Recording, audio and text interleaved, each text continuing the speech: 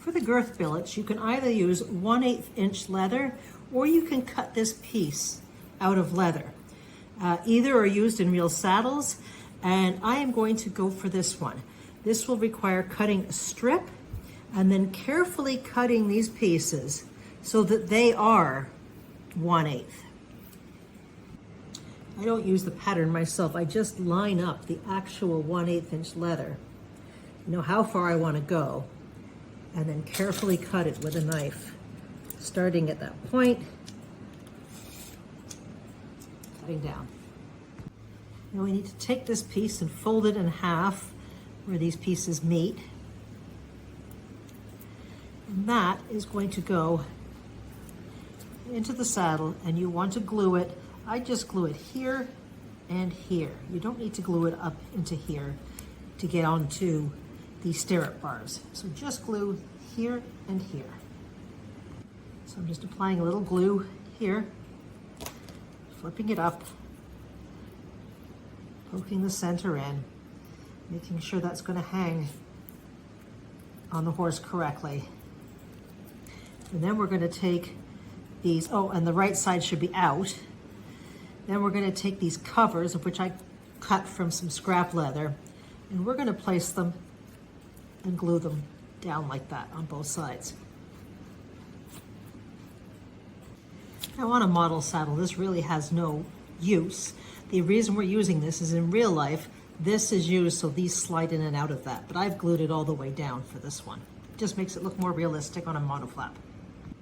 Next, I prepared 2 little D-rings like we did for these, the same way. And then I'm going to take these and glue them just below the saddle onto this girth strap.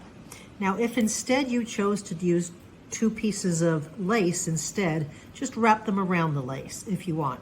And that is for 3-day eventing breast collar. Here they are glued on at the back and what it looks like in the front. For the stirrups, you can use any English stirrups. These are actually the resin ones from Rio Rondo, and I've painted them silver.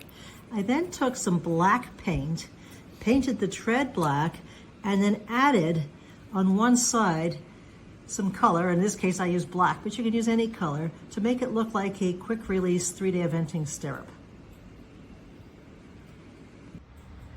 I hung my stirrups up to dry with a pin so that they don't hit anything. And once they're dry, I'm going to put some acrylic protectant on them. For the stirrup leathers, I chose a cow leather, which is a little stiffer one, because I don't want it too soft and lovely like this other kangaroo is. So you can use the kangaroo, it's fine, but this way I'm just going to have to soften this a little with some sandpaper and make sure the end right here is skived to put a buckle on. Once I've sanded those, I've applied some gum tragatent to it, and I'm going to put a buckle, 1 buckle on the end of each. As it's much harder to put the stirrups on once the skirt is on, I recommend doing that now. So I have the buckle applied to my stirrup leather, and I'm going to put it through my stirrup. And because I've done the special part for the quick release stirrup, this has to be on the outside.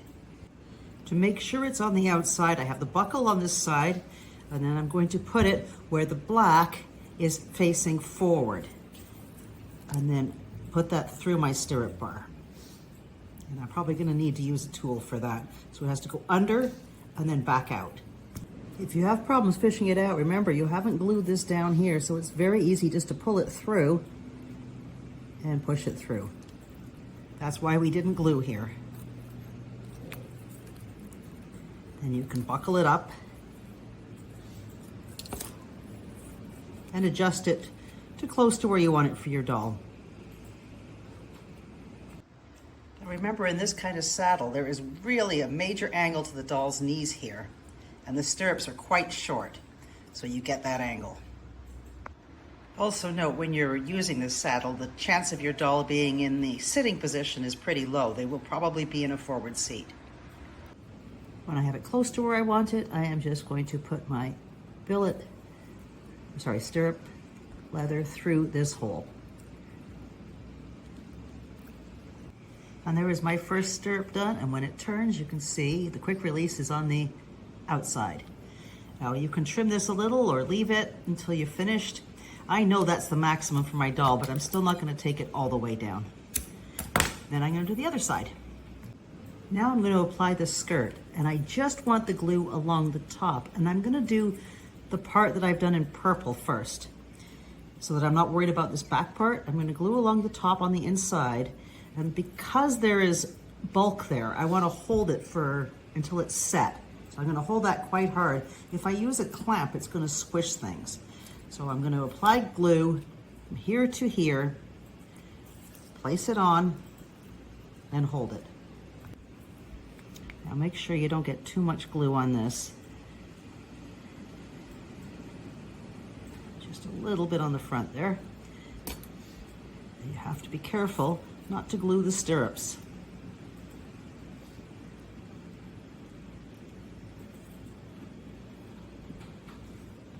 So you can see how precarious the stirrups are there. Make sure they're free. When you apply the other side, make sure it is even, symmetrical. And again, I haven't done anything with the back yet here. For the skirt, I want this to finish around here. So I'm going to trim off any excess past this point. Make it even for both sides. So that should end up like that. Now your pattern should be the right length. You shouldn't have to trim it. I just had a little extra on. So once I have it correct, I'm just going to apply some glue onto that little end and glue that down.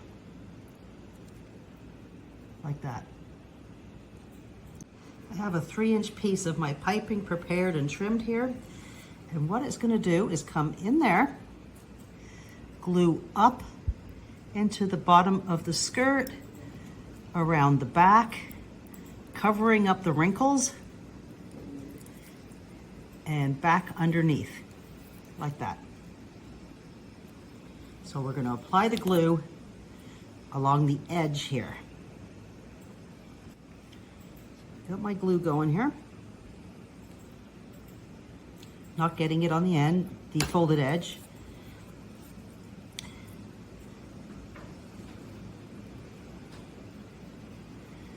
Push it right up into there. Then guide it across. You can see that covers those wrinkles. Making sure I don't glue anything I'm not supposed to. Push that up into the bottom of the skirt, and any extra, trim off.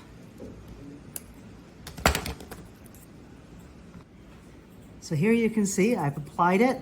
I've given a little bit of extra color here on purpose. I've made sure it's pushed right up. I try to get it symmetrical all the way around. It's covered up these wrinkles. And the same on both sides. Now with a regular sewing pin or stationery pin, I am going to apply that right there. Push it where I want it, turn it upside down, and carefully, slowly drive it through my saddle. If you find that technique hard, then what you can do is once you got the spot, take some pliers, working close to the leather, push it through. When you do this, you need to be as close to the leather as possible so you don't bend the pin. Then once you get to the other side, pull it through and bend it over.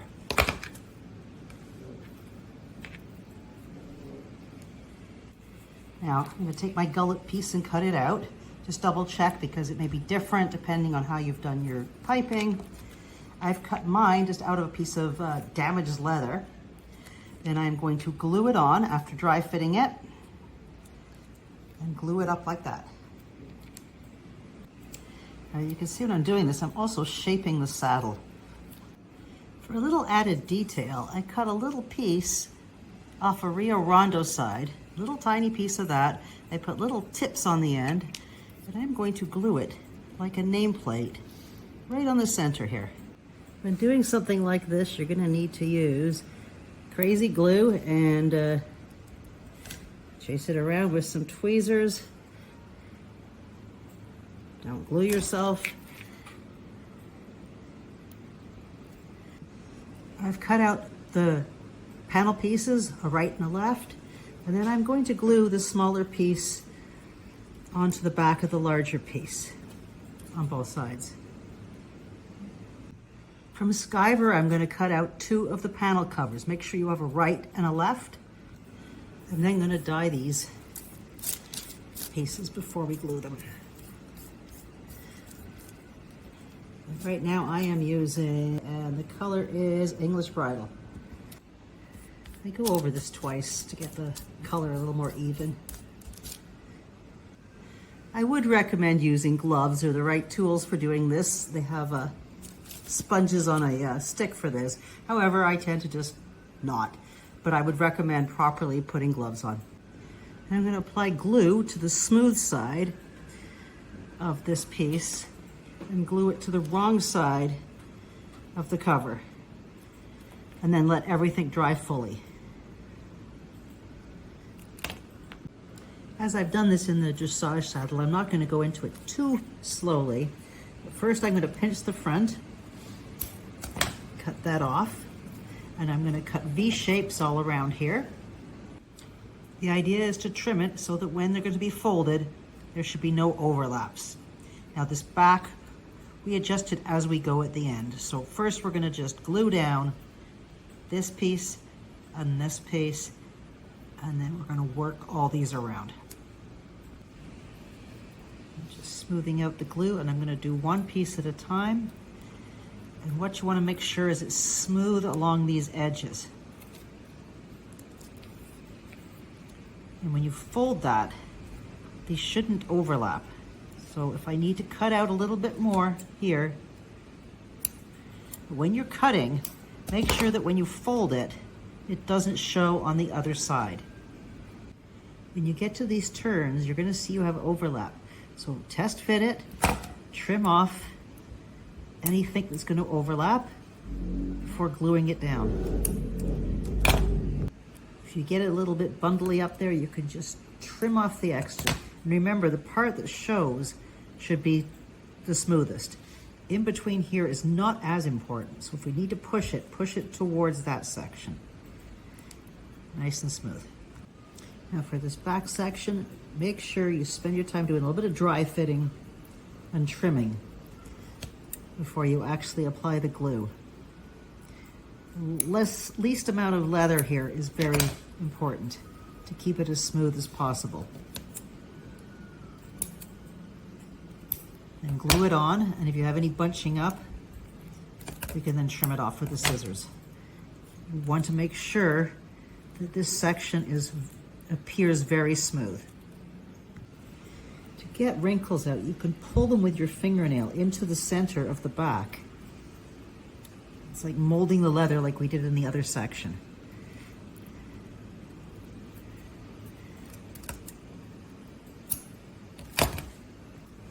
If you need to, you can apply a little more color before gluing it on.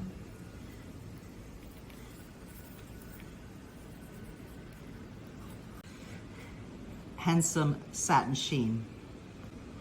Once these are dry, you're going to glue these on,